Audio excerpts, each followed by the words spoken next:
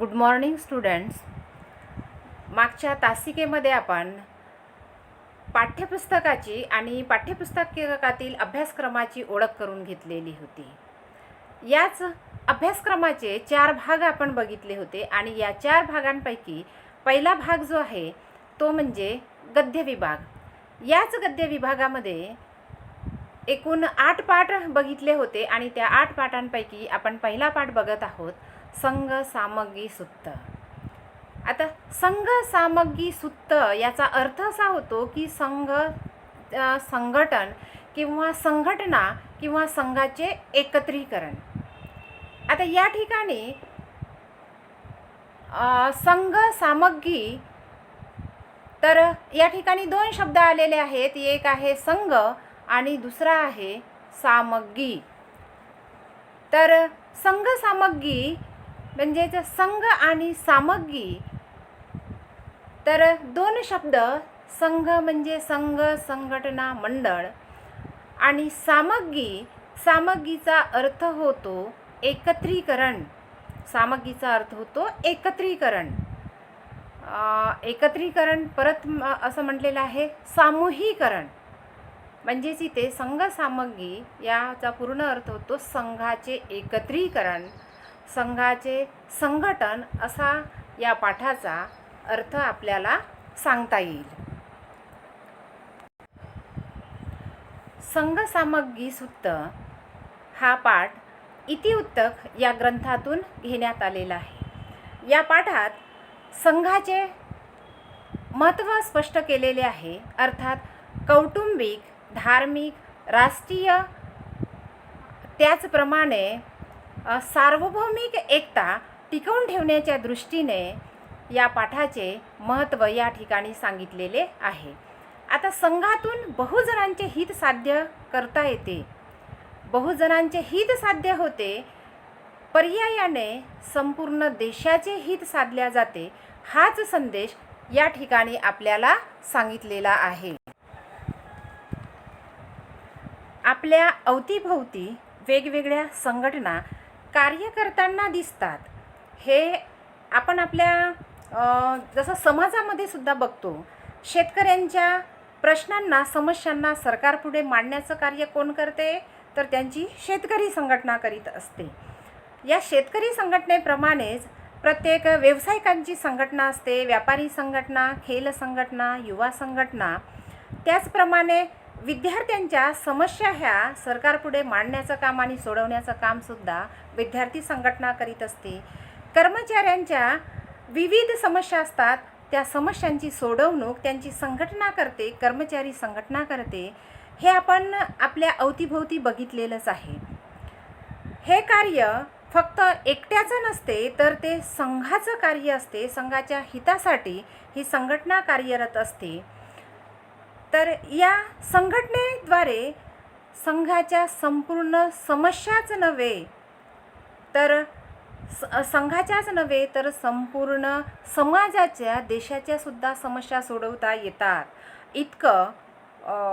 एवढी ताकद, इतका पॉवर या संघामध्ये असतो. जे कार्य एक व्यक्ती सहजासहजी करू शकत नाही, ते कार्य मात्र या संघटनेच्या माध्यमातून पूर्ण होत असते. आणि म्हणूनच या संघाला, या संघटनेला अतिशय महत्त्व आहे. आपण स्वतःचा अनुभवलेला असेलच की तुमच्या हातामध्ये एखादी काठी असेल तर ती सहज मोडू शकता तुम्ही, परंतु त्याच काठ्यांचा गठ्ठा किंवा काठ्यांची मोडी असेल ती मात्र आपण सहज मोडू शकत नाही. म्हणजे ह्याच एका उदाहरणावरून आपल्याला संघ किती महत्त्वाचा, किती ताकदवार असतो, किती पॉवरफुल असतो हे प्रत्यक्ष निदर्शनास येते. एका व्यक्तीच्या विचारांचा स्वीकार मात्र होत नाही, परंतु सामूहिक विचारांचा आदर आणि स्वीकार मात्र नक्कीच होत असतो. कारण ते विचार एकट्याचे नसतात, तर ते विचार एका समूहाचे असतात, एका संघटनेचे असतात. आणि म्हणून त्या विचारांना, त्या संघटनेच्या विचारांचा आदर केला जातो आणि स्वीकारही केला जातो, मान्य केले जाते. आपणास असे दिसून येते की या संघामध्ये सामूहिकतेची भावना असते, एकत्वाची भावना असते. म्हणजेच या एकतेतून सार्वभौमिकतेची, राष्ट्रीय एकात्मतेची जाणीव कशी निर्माण होते हे या पाठातून आपल्याला अभ्यासावयाचे आहे.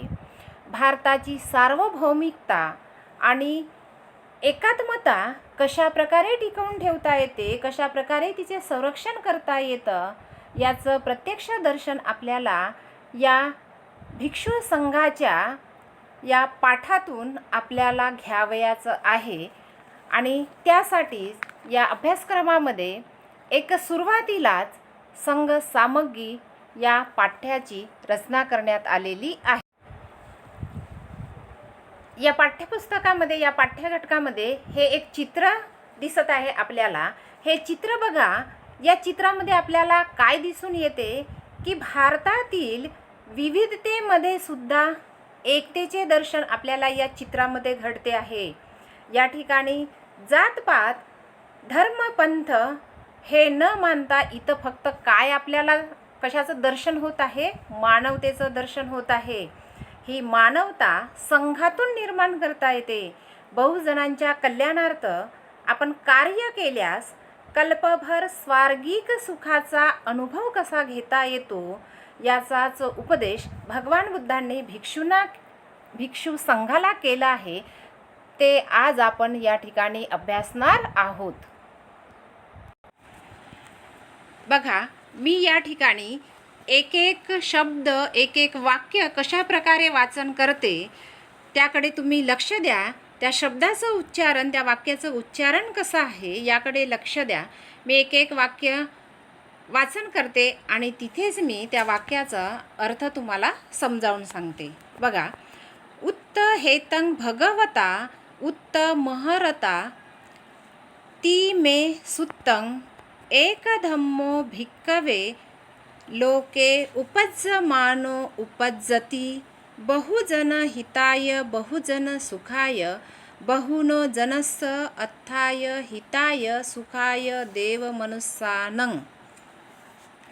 तर इथे आपण बघू, उत्त हेतं भगवता, उत्त उद्गारले असे म्हणाले. कोण? भगवान. भगवान असे म्हणाले, उत्त मरहता ती मे सुत्तं. काय म्हणाले? की असं मी ऐकलेलं आहे. भगवान काय म्हणाले? की असं मी ऐकलेलं आहे.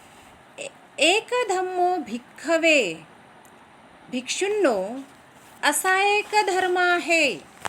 भिक्षुंनो असा एक धर्म आहे.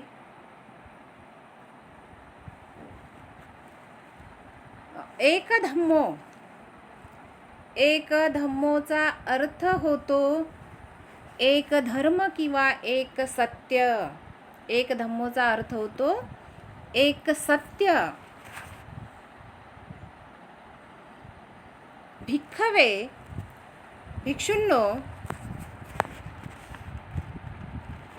लोके उपज्जमानो उपज्जति. भिक्षुंनो उपज्जति.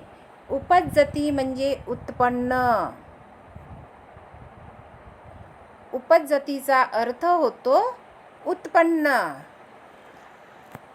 लोके उपज्जमानो उपज्जति बहुजन हिताय बहुजन सुखाय बहुनो जनस्य अत्थाय हिताय. या जगामध्ये, लोके म्हणजे जग, या जगामध्ये एक सत्य उत्पन्न झालेलं आहे जे बहुजनांच्या हिताकरिता, सुखाकरिता, देव मनुष्याच्या सुखाकरिता. कतमो एक धम्मो. कतमो, कतमो म्हणजे कोणतं, कोणती गोष्ट किंवा कोणतं सत्य? संघ सामग्री. ती गोष्ट आहे संघाचं एकत्रीकरण. ती गोष्ट आहे संघ सामग्री, संघाचं एकत्रीकरण. संघे खोपन भिक्खवे समग्गे न चेव अय्यमय्यं भंडनानी होंती. संघे. संघ भिक्षूंनो, संघ एकत्रित राहिल्याने, समग्गे म्हणजे एकत्रित राहिल्याने, न चेव अय्यमय्यं. अय्यमय्यं म्हणजे एकमेकांशी. भांडणानी भांडण, एकमेकांशी भांडण होत नाही. नच अय्यमय्यं परिभाषा होती. परिभाषा, एकमेकावर आपण दोषारोपण करू शकत नाही. परिभाषा, दुसऱ्यांविषयी वाईट बोलू शकत नाही. नच अय्यमय्यं परिक्षेपा होती. परिक्षेपा, परिक्षेपा परित्याग. एकत्रित राहिल्याने आपण एक दुसऱ्यांचा त्याग करू शकत नाही, एक दुसऱ्याशिवाय राहू शकत नाही. नच अय्यमय्यं परिच्छजना होती. आपल्याला एकमेकांमध्ये एकमेकांविषयी ओढ निर्माण होते, एकमेकांचा आदर करायला लागतो, एकमेकांविषयी ओढ निर्माण होते, आपण एकमेकांचा परित्याग करू शकत नाही. त्याचप्रमाणे तत्थ अपसन्ना चेव पसिदन्ति. आपण एकमेकांना जेव्हा पसंत करतो, अपसन्ना, त्याला आपण अप्रसन्न पाहू शकत नाही. प्रसन्नान च भियो भाव. या प्रसन्नतेने, या श्रद्धेने एकमेकांमध्ये भियोभाव, भेदभाव होत नाही. भियोभाव, भेदभाव, एकमेकांचा भेदभाव आपण करत नाही. एतमत्थ भगवा अवोच. याप्रमाणे भगवंतांनी असे म्हटले. तथ्ये तंग इति उच्यति. आणि याप्रमाणे भगवान पुढे म्हणाले, सुखा संगस सामग्गी समगानं चन्नुगहो. संगस सामग्री, संघाच्या एकत्रीकरणाने, संघाच्या एकत्रीकरणाने समगान चन्नुगहो. आपण सर्वांचं सुख योजतो किंवा सर्वांचं सुख पाहतो. संघस्स सामग्री, संघाच्या एकत्रीकरणाने संघातील सगळ्यांचं सुख आपण पाहतो. समग्रतो धम्मठो योगक्षेमा न धंसती. समग्रतो धम्मठो योगक्षेमा न धंसती.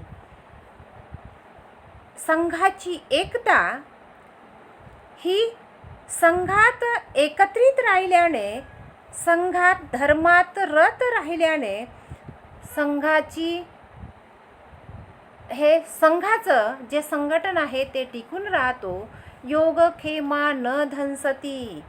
आणि तो संघापासून कधीही विचलित होत नाही किंवा दूर जात नाही. संगं समग्गं कत्वान कप्पं सग्ग मोदती. संघात मिळून राहून, कत्वानं राहून, संग समग्ग कत्वान, संघात एकत्रित राहून, कप्पं संगं मोदती. कप्पं म्हणजे कल्पभर, क्षणभर. सग्गचा अर्थ होतो, सग्गंचा अर्थ होतो स्वर्ग. आणि मोदती, तो स्वार्गिक सुखाचा आनंद घेतो किंवा मानतो. संघात एकत्रित राहिल्याने व्यक्ती क्षणभर स्वार्गिक सुखाचा आनंद मानतो. या पाठामध्ये इथे भिक्षूंना भगवान बुद्धांनी उपदेश केलेला आहे की आपण संघात राहिल्याने कशा प्रकारे आपण स्वार्गिक सुखाचा आनंद उपभोगतो. हे फक्त भिक्षूंसाठी नव्हे तर सर्वसामान्य माणसांसाठी सुद्धा ही भगवान बुद्धांची शिकवण आहे की संघामध्ये कसं राहायला पाहिजे, संघामध्ये राहिल्याने आपलं काय होतं, कोणकोणते फायदे होऊ शकतात. इतरांना दोषारोपण करता येत नाही, आपल्या मनामध्ये इतरांच्या विषयी कटुता निर्माण होत नाही. आपण मिळून मिसळून असल्याने दुसऱ्यामध्ये सुद्धा श्रद्धा निर्माण करतो आपण भेदभाव करू शकत नाही आणि याप्रमाणे एकता ही टिकून राहते. एकतेने आपण आपलं आणि संघाचं, पर्यायाने समाजाचं, देशाचंही आपण हित साधतो, हे या पाठामध्ये सांगितलेलं आहे. तर आजच्या या तासिकेमध्ये आपण इथेच थांबूया. पुढच्या तासिकेमध्ये मी पुन्हा एकत्रितपणे याचं भाषांतर मी तुम्हाला सांगणार आहे आणि भाषांतरानंतर यावरील आपण अभ्यास म्हणजे त्या ठिकाणचे जे प्रश्न उत्तर आहेत त्याच्याकडे आपण वळूया.